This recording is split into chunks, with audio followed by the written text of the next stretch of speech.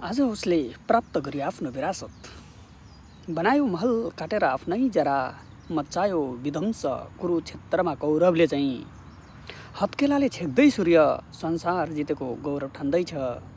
जिउनका खातिर बाँचिरहेको कि बचाइरहेकाहरूका लागि बाँचिरहेको। रणभुल्ल अलमल्लमा उसले गद्दी चढ्यो। कञ्चटमा बन्दुक तेर्साउँदै मौन प्रश्न गर्दै पो छ कि अस्तित्वमा किन लिएर आयो। सोच्दै पो छ कि ममताको गहिलो पढ्छु। समयले आफ्नै समयमा देखाउँछ नतिजा। सायद नतिजा पहिल्यै थाहा हुन्थ्यो भने के ऊ साँच्चै ऊ रहन्थ्यो त। कसैको बाध्यतामा उसले इज्जतको लिलाम गर्यो।